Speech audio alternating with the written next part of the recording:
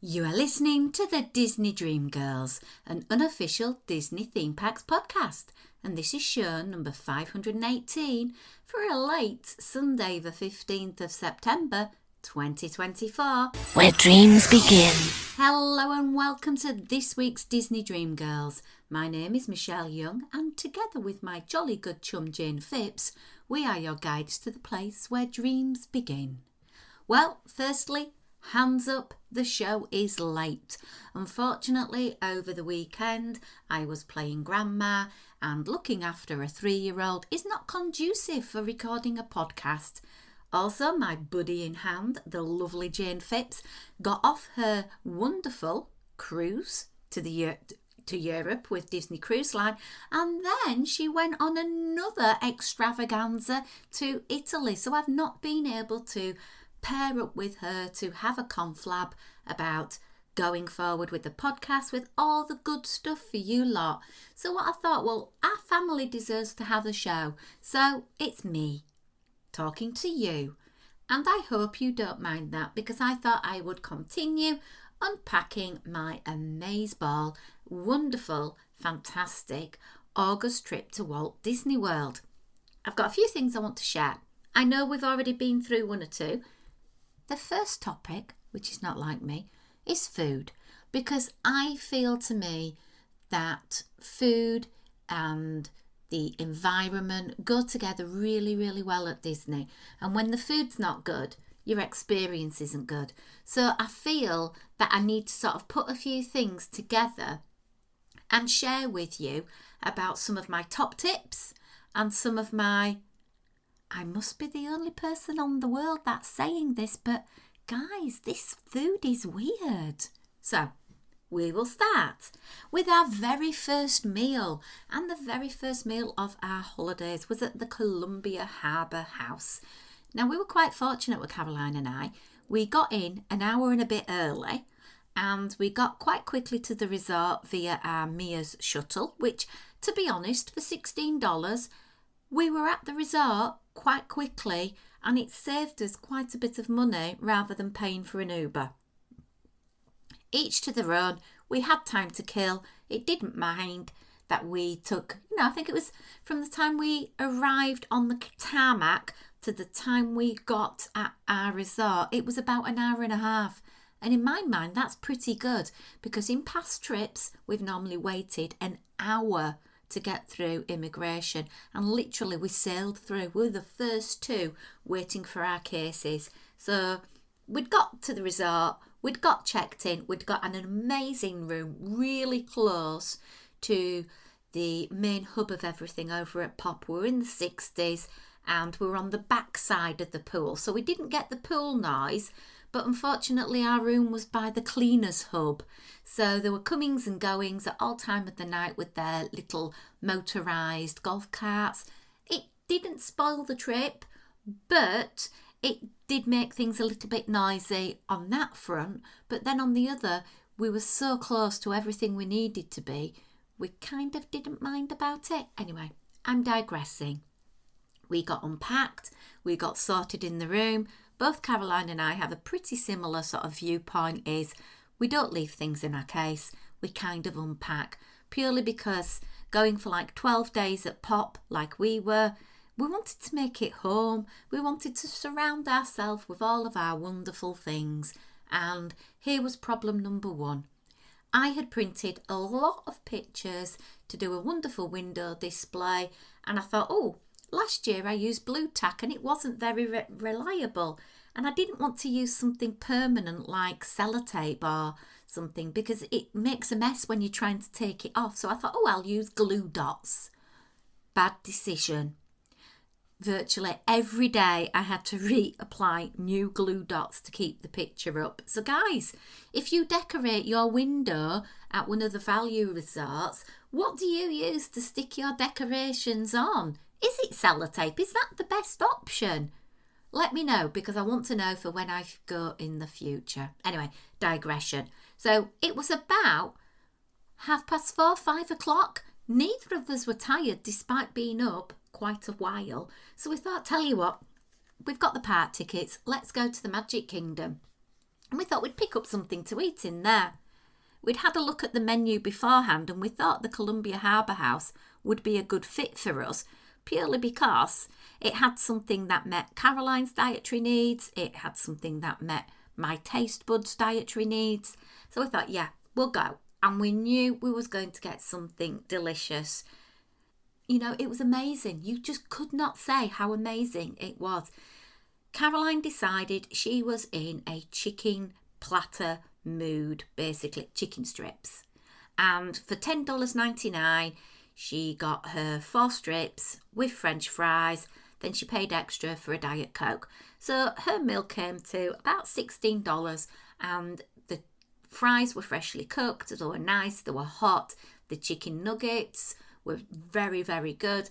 Unfortunately for me, as I found out in the trip, the breading was just a bit too thick for my personal taste. I don't like Disney nuggets anymore. My poor little tum-tum does not cope with them very well. But Caroline said they were absolutely gorgeous. And another thing I will say about Columbia Harbour House, if you eat upstairs, there's a great little bar with different types of dressings that you can put on your meal, whether you want tartar sauce, whether you want barbecue sauce, ranch dressing. It's got everything. And it was really good because I know what Caroline likes. She likes a barbecue. Sometimes she'll dabble with tomato sauce, but she was happy. I had a look down the menu and there was a lot of fried things. And to be honest, the adult serving of the maple mustard glazed salmon was just going to be too much for me. I didn't really fancy that much. So I went with the grilled salmon from the kids menu. And you know, as an adult, there are places you can get a kids meal and it's no problem at all. And this is the quick service restaurants. If it's a buffet, they will charge you an adult portion. Some of the table services where it's not a fixed menu will let you order from the kids menu.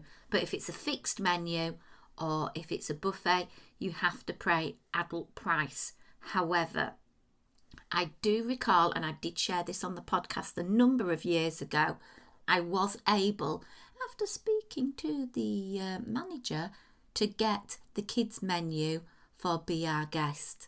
And I explained I'd had a lot of surgery, you know, I've had the hiatus hernia surgery now, this, that and the other, and she was quite happy. So I suppose it depends on the server you get for these fixed price ones, but at a counter service it's not a problem.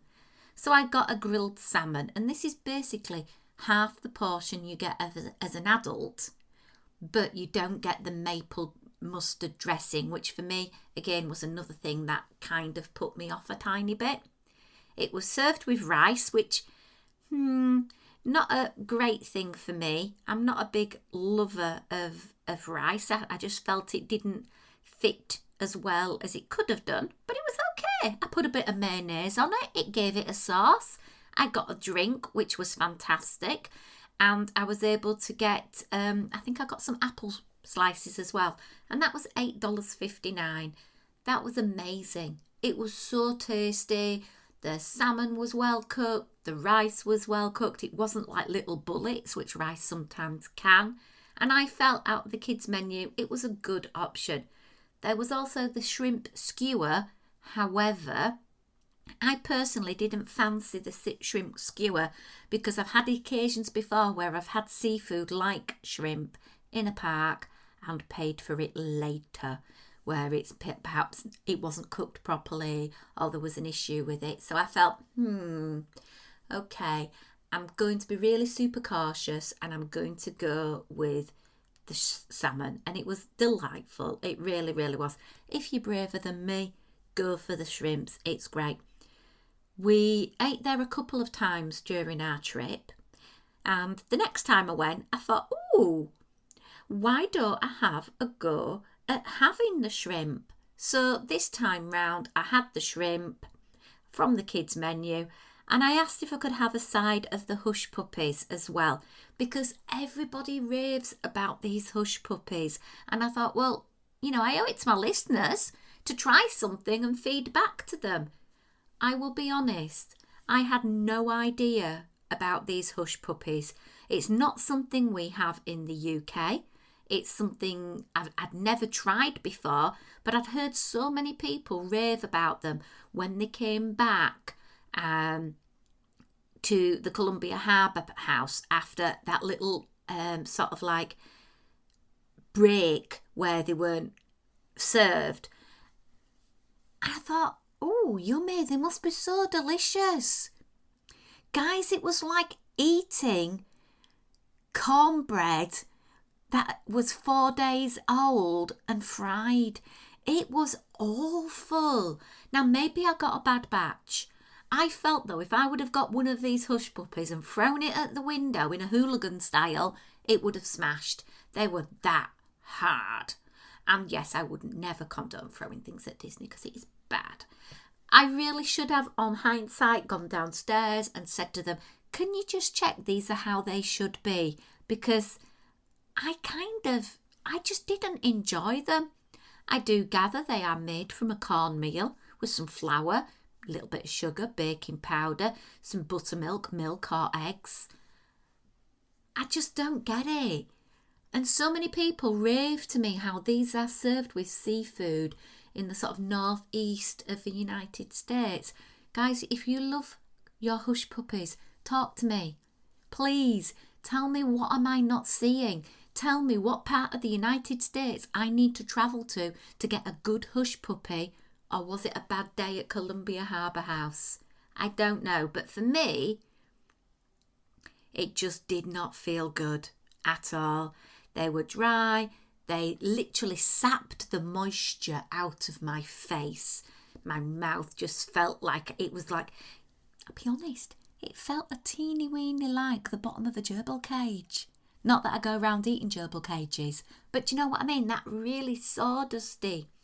Anyway, we thought since we were in the park, we had eaten what was around us that we could go and have a ride on our first starting attraction of our mega Walt Disney World celebratory trip. Well, we went to that good old classic, It's a Small World. And this was our first tiptoe into Disney wait times because it was posted 25 minutes. Now, you know, as you've been to parks numerous times, you can kind of gauge if it was a 25-minute wait or it wasn't. And I'll be honest, this attraction queue was going all the way up to the ramp, but wasn't in the bit at the top, the overspill bit. So I thought, well, nah, it's never going to be 25 minutes. It was 14 minutes. So the timing was completely wrong. And I kept checking and refreshing my app to see if it was going to update. But to get it wrong by 11 minutes, I felt, oh, this isn't great. Okay, let's keep an eye on that the rest of the trip. So we then thought, do you know what? Let's just go see Philomagic. You know, it's one of those feel-good, amazing attractions. You're sitting down, you're in air conditioning, it's comfortable. It's got new seating. It's lovely. Posted 15 minutes. We literally, as we walked into the pre-queue area after you've gone through the switchbacks, picked our glasses up and walked straight in. The doors had literally just opened. It was probably 2 minutes from door to sitting on the chair with our bottom in one place. So again, we noticed that big discrepancy. So we thought, okay, we're doing really well here. Let's go ride Ariel Little Mermaid Voyage, because it was in the same area, but we knew this is an attraction that you can normally get on within 10 minutes. It was posted 25, so we thought, oh, well, if this is playing out as it's played out with the other two attractions, we'll be on in 10. I have never, ever in my years of going to Disney queued so long for this attraction. 20 minutes went, 25 minutes went, 30 minutes went. We just weren't moving. It was the slowest moving attraction I had ever been on. From entering the queue line to getting into our clamshell was a staggering 37 minutes. And I'll be honest, I think I killed Caroline off at this point. She found that queue unbearable. She was doubled over. It wasn't pleasant. It wasn't nice. It's an awful queue at the best of times because you're either outside in the baking sun or you're inside in the really hot and stuffy claustrophobic caverns, unless you're in a very ideal spot just underneath one of the air conditioning ducts. There were screaming children, obviously, because they were waiting nearly 40 minutes for what should be a walk-on. And when we got out, we turned back and we noticed the Lightning Lane line was being dumped with loads of people constantly going in.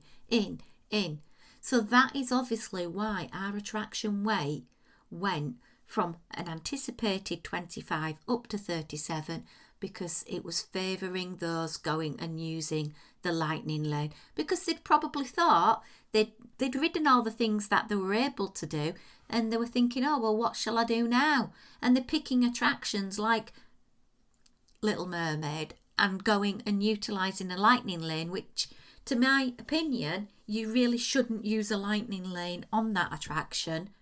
However, if you're going to invest in Lightning Lane and you've got a queue posted at 25 minutes and you can see a long line, then yeah, you would have to use the Lightning Lane.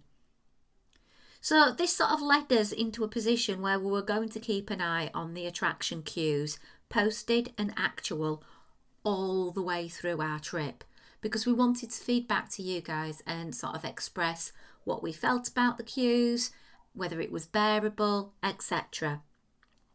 We then, literally, as I said, Caroline was done for, and I think it was only about 7:30. It wasn't particularly late at this point, but we said, look, let's go. So we went back, we got ourselves all sorted and had an early night, because the next morning I had to set my alarm, because we had a plan to go back to the Magic Kingdom, and we both had to ride Tiana's, because neither of us had rode it. And to be honest, Caroline hadn't even watched any online YouTubes like I had, so she had no clue what was going to be ahead. So I set my alarm and we got it.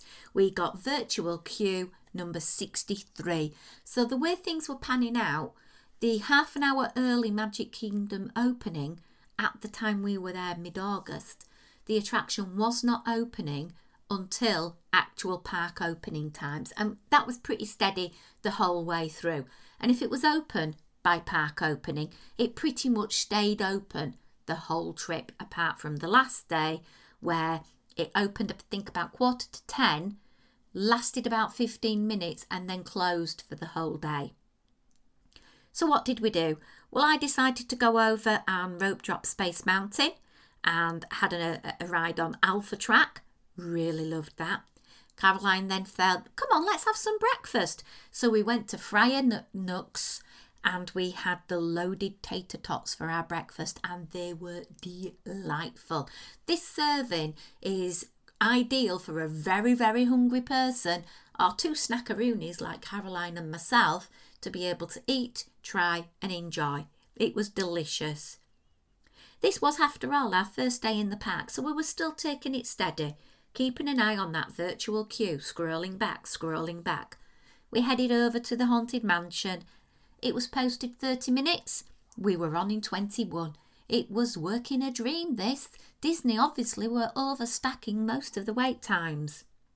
We went to Pirates, posted 20. It was 20. Still nowhere near with Tiana, so we decided to take a bit of a gamble. We felt we wanted to go off property, well, off Magic Kingdom property anyway, to go for some lunch, because I feel, for me personally, the value is better.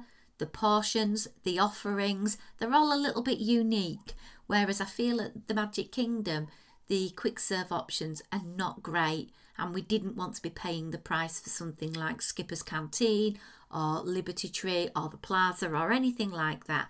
So we thought, how about a boat ride, baby? So we got on a boat and we went to the Wilderness Lodge, and I just love that place. I absolutely adore it. And we went to Roaring Fork, and guys, if you've never been over to Roaring Fork, I highly recommend it. They have on their breakfast menu a most ginormous bear claw, and this bear claw is absolutely huge. It can serve a family. It literally is the size of your head, and it's about $10. We didn't go for that. What we did go for is Caroline fancied cheeseburger and fries, and she said it was fresh, it was tasty, it was hot, it was just what she wanted. And I think the bonus of going to a place like Roaring Fork is that it's made to order rather than being sitting around a little while, if you know what I mean. I had a word with the server. I didn't really quite fancy either of the salads. The one that I wanted was a fantastic wilderness salad, and it was, perfect, but it had chicken, and I didn't want chicken. They very kindly subbed in the pulled pork, and it was amazing. It was really good. With Caroline's Diet Coke, we ate that all up for $26.39. And while we were there, of course we're going to look around the most beautifully themed hotel in the whole of Walt Disney World, in my opinion. So we had a wander. We went to the Wilderness Lodge shop and we found the Pandora Dole Whip charm. It had just been released that day and I purchased it. Top tip for those of you who don't know. If you are buying your Pandora from a park or a Disney hotel resort, the prices are all the same. If you're buying your Pandora from the independent Pandora shop at Disney Springs, the prices are higher. That very same Dole Whip charm was $20 more. Now, I'm not talking about World of Disney, I'm talking about the Pandora shop. And the same happened to happen on some of the other charms that we priced up. They were $10 more. So if you are going to go and invest in something like Pandora, which is quite pricey, avoid going to the Disney Springs shop if you have park ticket access. If you have access to the parks, brilliant. Get it in a resort, get it into the park. Avoid going to that Pandora shop because you will pay more. Or, prove me wrong. Go to a park, price it up. Go to the store, price it up. Compare. Let me know if I'm wrong. I did find that all the Villains range that had just been released were $10 more in that Disney Springs store. So maybe it charges a bit more because it's not part of the Disney umbrella. Maybe it's because the theme park editions in the theme park are a little bit less. I just don't know. Anyway, time was ticking on and Virtual Queue 63 was almost being called. So we had to get into the boat and have a beautiful boat ride over to the Magic Kingdom. And we got straight to the attraction. We walked straight there. And this is the bit that confuses me. And I'm not going to go through my opinion of the attraction. I'm just going to today talk a little bit about queues. When you book a virtual queue, in my opinion, an experience from past trips of using it for Guardians of the Galaxy is that the virtual queue means you get to go in a queue and you still have to have some walking and waiting. I find with every time that I rode Tiana's that the wait ranged from 40 minutes as a minimum up to an hour. And for a virtual queue, I feel that is a long wait, especially when I got up at 7 o'clock to make that reservation for a virtual queue. A lot of the queue line at Tiana's is outside. I would say possibly about 40-45% of it is outdoors. Yes, Disney have put in big massive standalone fans, but that's not going to stop the sun in the sky bearing down on your head and causing heat exhaustion. So please listen to this. If you plan to ride Tiana's and you're not using a lightning lane pass and you're going via the virtual queue, take something to protect your head and make sure you have some fluids with you, because that outdoor section is brutal. It's really hard. Anyway, by then we'd had enough.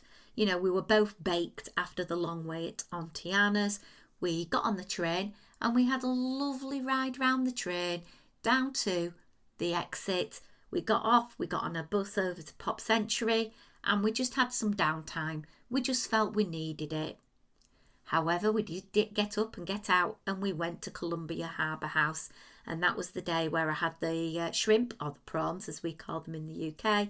Caroline had the chicken tenders and fries. We had a Coke, and with my extra side of the Hush Puppies, that meal came to $31.39.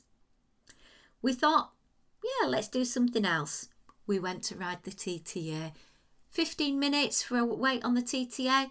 It's not in comparison to something like Big Thunder Mountain.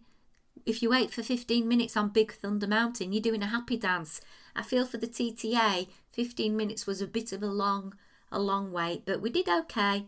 We got on the attraction, and I had very cleverly thought about our virtual queues, because we went through the attraction at Tiana's at 1:50 p.m. and as soon as we'd both tapped in, it enabled us to be able to get another virtual queue for the 1 o'clock drop for Tron. If you'd have done it the other way around and gone Tron first and then Tiana's, you would have been able to do it either way. It was 10 to 2 and I still was able to get a Tron virtual queue. So that tells me that the desire for Tron was definitely dipping down a bit.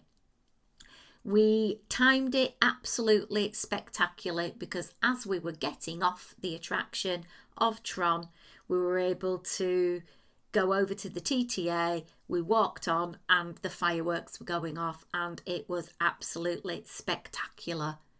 Straight after the TTA, we went across to Buzz Lightyear, posted 20 minutes, we walked straight on. I have no idea why it said 20 minutes. It literally took us 2 minutes to walk through the switchbacks and get onto the vehicle. Admittedly, it did stop for quite a long time. I'm not sure whether it was allowing somebody a little bit longer to gain access to the attraction or whether it just had a malfunction. But that's what we did. We ended up riding on Buzz Lightyear, going through the shops, getting home and having a rest, because our next day was our outlet day. But more about that another time. I just wanted to drop by and give you a little bit of an old podcast-a-rooney for this week. We will get back to a more frequent, normal, usual recording manner now that we're both back on Terra Firma. Don't forget, watch us on Instagram at DisDreamGirls. If you're not yet following us, give us a follow and look for some of the content we're sharing, because day by day I am posting different things about the trip. If you want to support the show financially, why not hop on over to patreon.com/DisneyDreamGirls, and we would be incredibly grateful for your support. Anyway, until next time, it's a goodbye from me and a goodbye from everybody else, really. TTFN!